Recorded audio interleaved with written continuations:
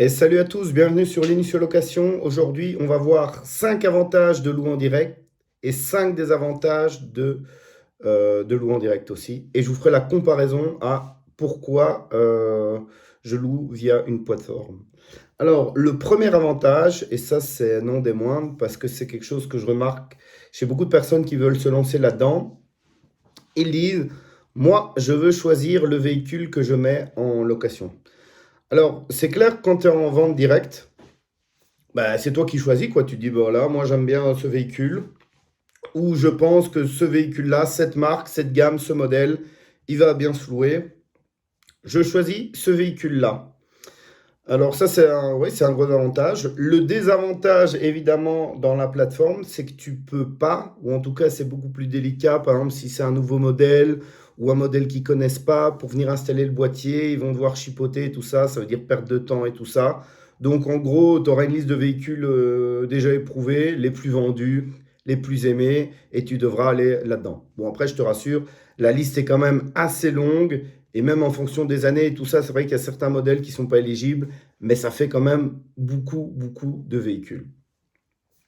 Alors, le deuxième point, dans la même optique, c'est le choix du client. Alors là, tout le monde va me dire, quoi? Qu'est-ce que tu veux dire par là, Romain? Tu peux pas choisir ton client, c'est incroyable.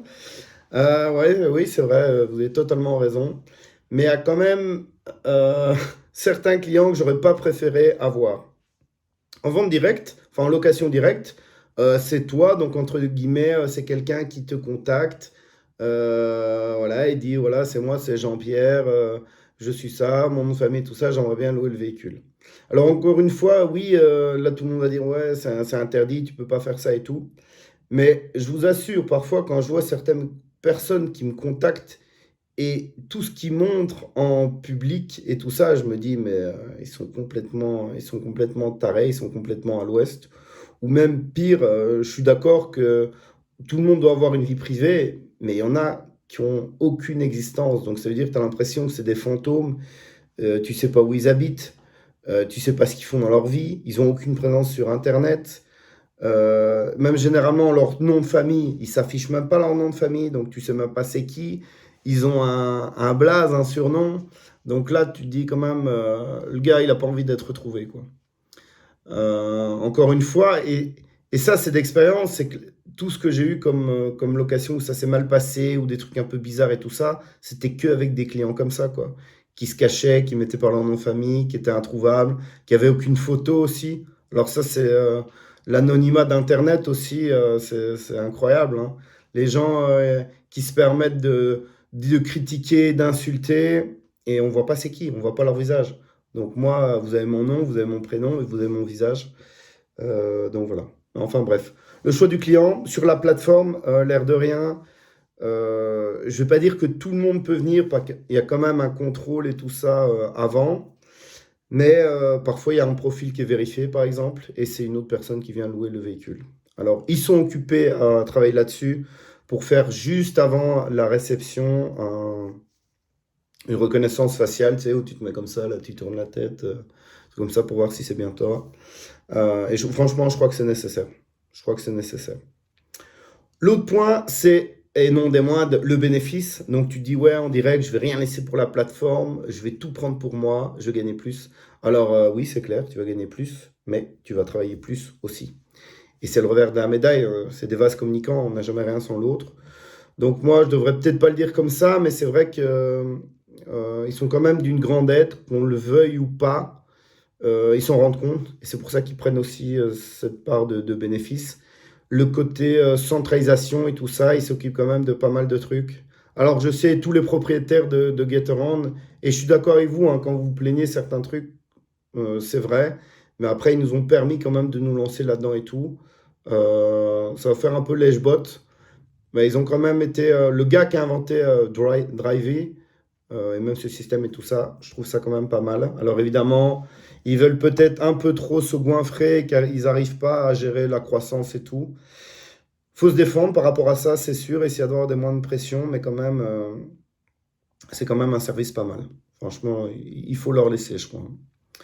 Le point suivant, c'est, qu'est-ce que j'ai écrit sur ma petite feuille ici? Ouais, les règles. Ça, c'est clair que c'est toi qui décides, entre guillemets, des règles, des amendes et tout ça, quand tu loues en direct. Donc, tu peux très bien dire au gars, admettons, voilà, tu as 1 heure de retard, je te mets 100 euros. Tu n'as pas refait le plein, je te retire 500 euros. Bon, il faut avoir l'argent avant. Mais sur la plateforme, que ce soit Getaround ou Turo, Turo, je n'ai pas encore essayé, mais Getaround, c'est eux qui changent leurs conditions générales d'utilisation, CGU, assez quotidiennement. Enfin, non, pas quotidiennement, mais tous les mois ou tous les 3 mois, ils réadaptent un peu. Ils disent non, la pénalité, c'est chiant. Parfois, c'est chiant parce qu'on se dit ça, c'est pas mérité. Et certains locataires qui ont compris certaines règles aussi, ils abusent de ça et ils font tout. Donc, ça, c'est quand même problématique. Euh, Maintenant, les points négatifs. Je vais commencer par les points négatifs de la location en direct. C'est collecter l'argent. Alors là, si vous avez déjà essayé, il y a pas mal de... Comment on appelle ça? Je sais pas, de vidéos ou de trolls qui font des trucs comme ça. Il y a 2 Français qui sont très comiques là-dedans. C'est le gars, il vient pour te louer une voiture. Et c'est pas des prix de fou, hein, mais il se dit, ouais, non, attends, je vais te laisser ma chevalière, je te laisse de l'argent liquide. De l'argent liquide, c'est encore très bien, mais généralement, c'est pas ça. Je te laisse mon ordinateur, je te laisse mon caleçon, je te laisse ma chaussette.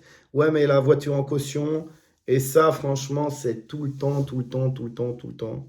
Et c'est pas possible, quoi. En gros, moi, je veux un business pour de l'argent qui rentre dans la comptabilité, dans le bilan de la société, tous ces trucs d'arrangement et tout ça, de troc en fait. Non, ça m'intéresse pas. Et je crois que c'est pour ça aussi qu'a été créée la monnaie. C'est parce qu'entre êtres humains, c'est triste, mais on n'arrive pas à se faire confiance. Enfin, si, on se fait confiance, mais il y a tout le temps un qui se fait niquer dans l'histoire. Au final, il le fait une fois et puis il veut pas, quoi. Et c'est pour ça que la plateforme est aussi intéressante là-dedans, parce qu'elle vient comme tiers et régulatrice. Donc, en gros, la centralisation là-dedans, ça a quand même du bon. Mettez-moi si vous n'êtes pas d'accord. D'ailleurs, je crois que ça sera le titre de la vidéo. Ou non, la centralisation du bon. Non, je vais mettre quand même les 5 points positifs et les 5 points négatifs. Enfin bon, bref, là, la collecte d'argent via la plateforme, tout se fait via Visa. Ils débitent, ils reprennent, la compte est faite. Alors de nouveau aussi, il y a peut-être des retards, des trucs et tout. Mais toute cette énergie mentale, se dire c'est bon, c'est pas moi qui gère ça, vous pouvez quand même jeter un coup d'œil, hein. C'est quand même bien via la plateforme. Faut leur laisser. Point suivant, la perte de temps. Alors ça, clairement aussi, on s'en rend pas compte. Mais louer en direct, ça veut dire que tu vas perdre énormément de temps. Pourquoi? Parce que déjà, tu vas mettre un rendez-vous à telle heure, telle date. Mais les gens, ils n'arrivent pas à la minute où tu l'as décidé. Et c'est normal. Il y a des soucis de trafic, il y a ta femme, tes enfants qui ont fait une connerie, ou je sais pas, ils ont un souci, tu perds 5 10 minutes et tu arrives en retard. Mais ça veut dire que le loueur, lui, s'il n'a pas vraiment, comme ça se faisait, une agence où il attend dans son bureau, et même tu dis si tu attends, c'est vraiment que tu dois attendre. Et pendant ce temps-là, tu sais rien faire. Tu dois vraiment attendre le client juste pour ça, pour lui remettre les clés, pour faire tout le truc. Alors tu dis, ouais, en 5 minutes, c'est réglé. Mais c'est jamais en 5 minutes. C'est jamais en 5 minutes. Ça te prend une demi-heure. Alors dis-toi, si tu as autant de véhicules comme ça, eh ben, en fait, ça va te bouffer ton temps. Et par rapport à la plateforme, ça c'est aussi un avantage énorme, c'est que tu peux être, entre guillemets, n'importe où dans le monde et la location, elle peut quand même se faire, quoi. Le check-in, le check-out, il y a des trucs à améliorer, on est d'accord, mais en tout cas, cette partie-là, gain de temps et pas poireauter. Tous ceux qui l'ont en direct sur Getaround Connect, et moi je l'ai été, c'est pour ça que je peux en attester, hein. Combien de fois je vais chercher un client à la gare. Ah, mon train il est en retard. Ah, je l'ai oublié. Ah, c'est ci, ah, c'est ça. Et toi, tu restes dans ta bagnole à attendre. Mettez-moi en commentaire si j'ai raison ou pas et vous me direz. Donc c'est pour ça, très tôt, franchement, après une voiture, allez, peut-être deux, non, non, même une voiture, je crois, directement dans ma tête, je me dis, non, la perte de temps, elle est trop grande. Elle est trop, trop grande. Et la plateforme a un grand avantage par rapport à ça. Ensuite, ça découle aussi de ça, c'est l'agenda. Comment coordonner ton agenda?